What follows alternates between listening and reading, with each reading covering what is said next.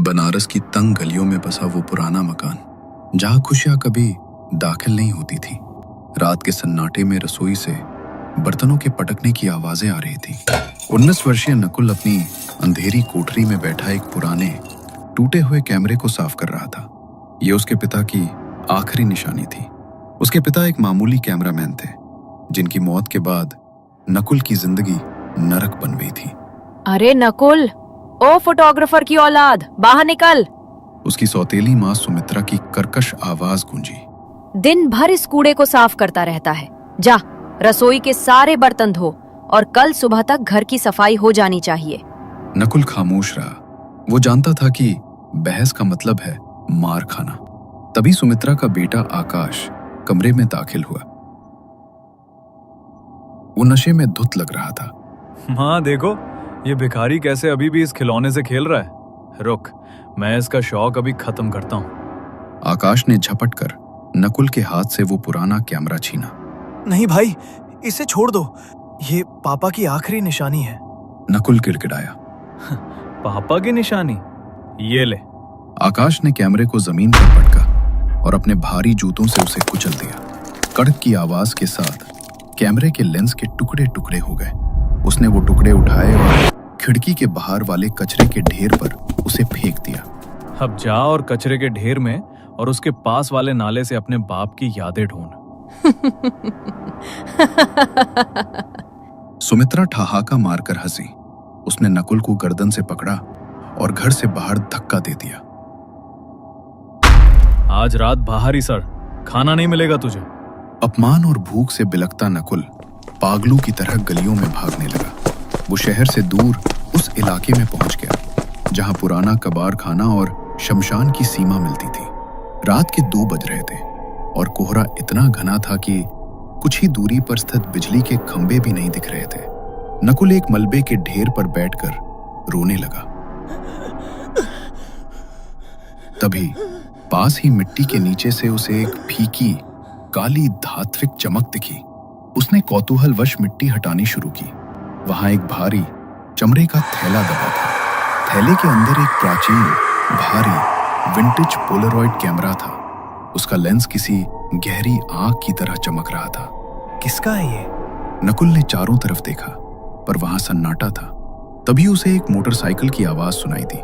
आकाश अपनी बाइक पर नकुल का पीछा करते हुए वहां आ पहुंचा था। वो नकुल को अकेले पाकर उसे और पीटना चाहता था। अबे ओ भिखारी, तो तू यहाँ छिपा है? आकाश बाइक से उतरा। वो कबाड़ खाने के उस भारी लोहे के गेट के पास खड़ा हो गया, जो सालों से जंग खाकर जर्जर हो चुका था।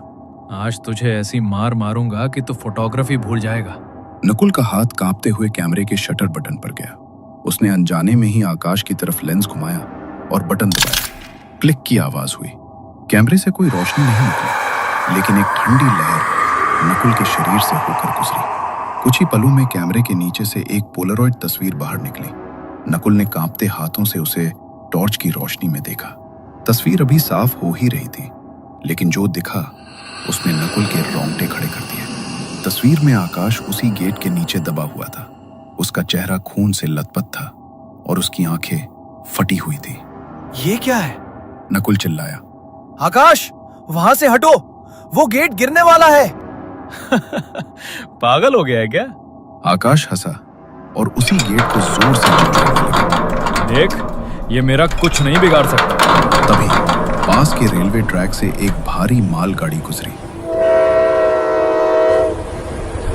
जमीन में ऐसा कंपन हुआ कि गेट के पुराने बोल्ट एक एक करके उखड़ने लगे। नकुल ने अपनी आंखों से देखा। दृश्य बिल्कुल वैसा ही था जैसा तस्वीर में ठीक 2 मिनट पहले दिखा था।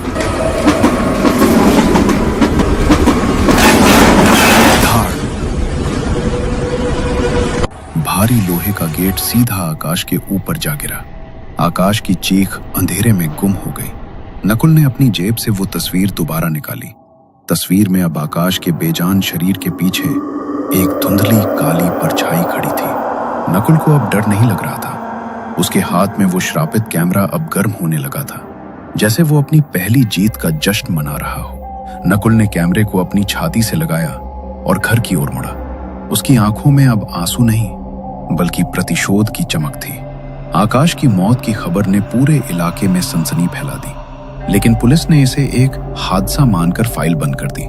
पुराना गेट, जर्जर दीवार और मालगाड़ी का कंपन, सब कुछ तार्किक जो था। सुमित्रा अपने इकलौते बेटे की मौत से टूट चुकी थी, लेकिन उसका लालच अभी भी जिंदा था।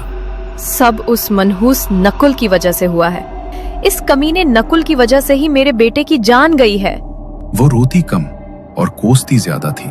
नकुल अब बदल चुका था। वो घर के कोने में दुबक कर नहीं बैठता था। उसके पास अब वो कैमरा था। उसने गौर किया कि कैमरा केवल मौत नहीं दिखाता, बल्कि वो भविष्य का सच दिखाता है। नकुल को पैसों की सख्त जरूरत थी। वो शहर के एक पुराने रेस कोर्स पर पहुंचा, जहां हॉर्स रेसिंग पर सट्टा लगता था। नकुल के पास पाई पाई जमा किए हुए 50,000 रुपए थे। उसने अपनी एक आंख बंद करके कैमरे का लेंस रेस के रिजल्ट बोर्ड की तरफ घुमाया और फोटो क्लिक किया। फोटो बाहर निकली। अभी रेस शुरू होने में 10 मिनट बाकी थे, लेकिन फोटो में बोर्ड पर घोड़ा नंबर 7 के नाम के आगे विनर लिखा था। नकुल ने अपने सारे पैसे नंबर 7 पर लगा दिए। लोग उसे पागल समझ रहे थे, क्योंकि नंबर 7 सबसे कमजोर घोड़ा था।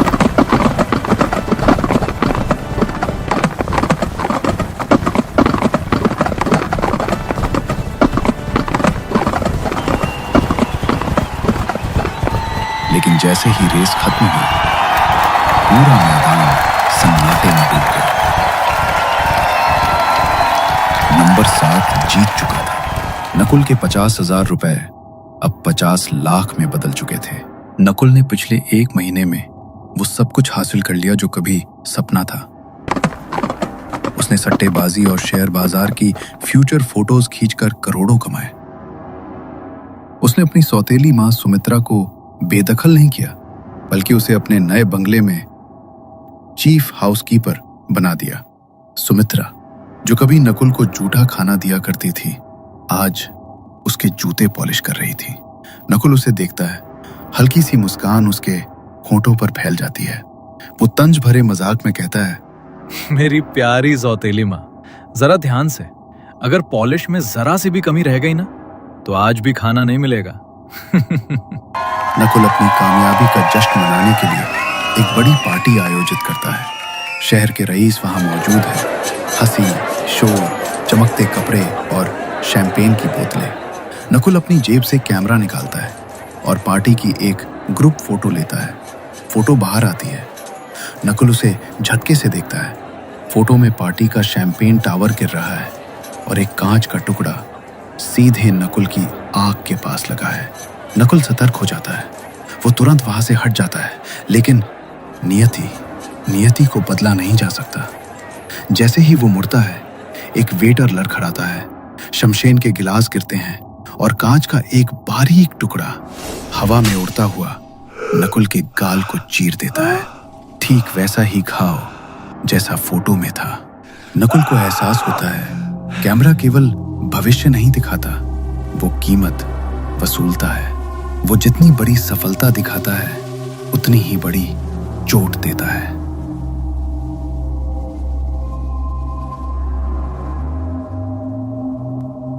नकुल अपने विशाल बेडरूम के कोने में दुबक कर बैठा था। बाहर बारिश की गड़गड़ाहट और बिजली की चमक खिड़की के शीशों को दहला रही थी। उसने उस कैमरे को 3 बार गंगा में फेंका, 2 बार आग के हवाले किया और 1 बार भारी हथौड़े से उसके टुकड़े टुकड़े किए, पर वो हर बार वापस आ गया। नकुल ने अपने कांपते हाथों से अलमारी खोली। वहां अंधेरे में वो काला कैमरा किसी शिकारी की तरह रखा था। नकुल ने उसे घृणा से देखा और चिल्लाया, मुझसे क्या चाहिए तुझे? सब कुछ तो ले लिया, मेरा चैन, मेरी शांति, मेरा सुकून। अब क्या जान लेगा? सन्नाटा पसरा रहा और तभी अचानक कमरे के भीतर एक तीखी आवाज गूंजी। क्लिक। नकुल का दिल धड़कना भूल गया। उसने देखा, कैमरे से एक फोटो धीरे धीरे बाहर आ रही थी। उसने कांपते हाथों से उसे उठाया। फोटो में कोई भविष्य नहीं था।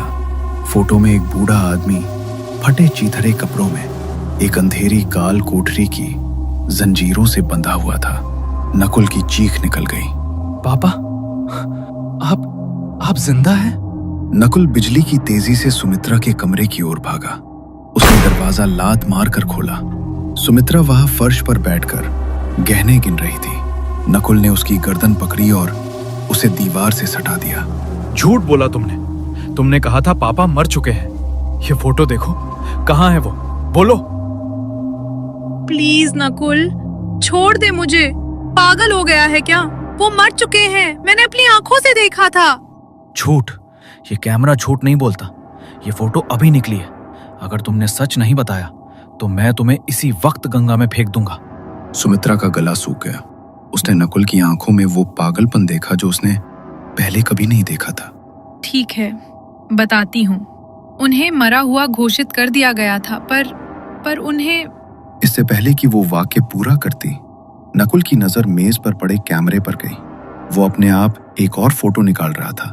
नकुल सुमित्रा को छोड़कर उस फोटो की तरफ लपका। फोटो में सुमित्रा के ऊपर छत का भारी पुराना पंखा गिरा हुआ था और फर्श पर खून फैला था। नहीं माँ, वहां से हटो, पंखा। क्या बोल रहा है तू? नकुल उसे बचाने के लिए आगे बढ़ा, लेकिन तभी छत से एक भयानक चिरचिराहट की आवाज आई। पंखे का हुक जंग खाकर टूट चुका था। धाड़! भारी लोहे का पंखा सीधा सुमित्रा की गर्दन पर जा गिरा। सुमित्रा को चीखने तक का मौका नहीं मिला। कमरे में धूल और सन्नाटा छा गया। नकुल के पास अब सच जानने का कोई जरिया नहीं बचा था। वो अकेला रह गया था, अथाह संपत्ति और एक श्रापित याद के साथ। घर में पसरा सन्नाटा नकुल को खाने को दौड़ रहा था। उसने महादेव की प्रतिमा के सामने माथा टेक दिया। हे भोलेनाथ, मैंने लालच में आकर अपनी रूह बेच दी। मुझे इस शैतान से आजाद करो। मैं सब कुछ त्यागने को तैयार हूं। तभी मंदिर के पास लगा आईना कंपन करने लगा। नकुल ने आईने में अपनी परछाई देखी, लेकिन उसके पीछे वही काला कैमरा दिख रहा था। नकुल को अचानक वो पुरानी बात याद आई। जब अहंकार चरम पर हो तो उसे अपना ही चेहरा दिखा दो, वो खुद को ही भस्म कर लेगा। नकुल के चेहरे पर एक दृढ़ मुस्कान आई। उसने कैमरे को उठाया और उसे आईने के बिल्कुल सामने एक स्टैंड पर लगा दिया।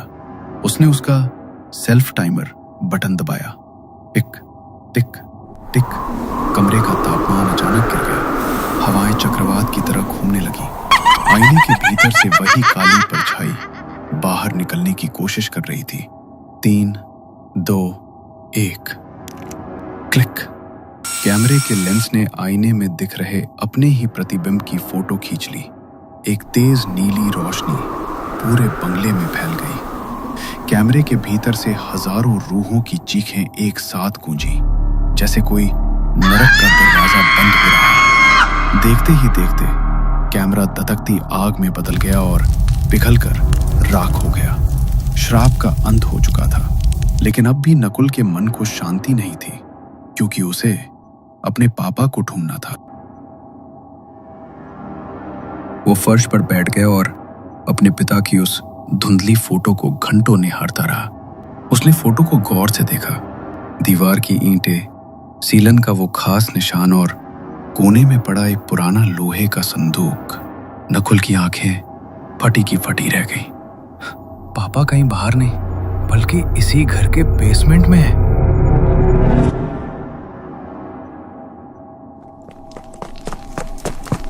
नकुल पागलों की तरह उस पुराने घर की ओर भागा, जिसे उसने सालों पहले छोड़ दिया था। उसने बेसमेंट का भारी जंग लगा दरवाजा ठोकरों से तोड़ दिया। अंदर घुटन और अंधेरा था। जैसे ही उसने टॉर्च चलाई, उसकी रूह कांप गई। सामने कोने में लोहे की भारी जंजीरों से जकड़े हुए एक बुजुर्ग व्यक्ति बैठे थे। उनके बाल सफेद हो चुके थे और शरीर हड्डियों का ढांचा बन चुका था। पापा! नकुल दहाड़ मारकर रो पड़ा। उसने पत्थर उठाकर जंजीरों के ताले तोड़ दिए। उसके पिता ने धीरे से आंखें खोली और धुंधली आवाज में बोले, नकुल बेटा, क्या तुम सच में यहां हो? नकुल ने उन्हें गले लगा लिया। सालों का दर्द आंसुओं बनकर बह निकला। पिता के कांपते हाथों ने नकुल का चेहरा छुआ। नकुल बेटा, मुझे लगा था मैं कभी सूरज की रोशनी नहीं देख पाऊंगा, जब वे बाहर आए और नकुल ने उन्हें सुरक्षित महसूस कराया, तब उसके पिता ने वो खौफनाक सच बताया। सुमित्रा ने मुझसे प्यार नहीं बल्कि सिर्फ संपत्ति के लिए शादी की थी। उसने धोखे से नशीली दवाएं पिलाकर मेरे अंगूठे के निशान वसीयत पर ले लिए। जब मेरा काम खत्म हो गया तो उसने सबको कह दिया कि मैं मर चुका हूं और मुझे उस तहखाने में कैद कर दिया। वो चाहती तो मुझे मार सकती थी, पर वो चाहती थी कि मैं दिल दिल कर मरूं। अपनी पापा की कहानी सुनकर नकुल की आंखों में आंसू आ गए। उसने उन्हें गले लगा लिया। कैमरा जा चुका था, श्राप खत्म हो चुका था। अब नकुल के पास कोई ऐसी मशीन नहीं थी जो भविष्य दिखा सके, लेकिन उसके पास उसका आज था और उसके पिता का साथ था।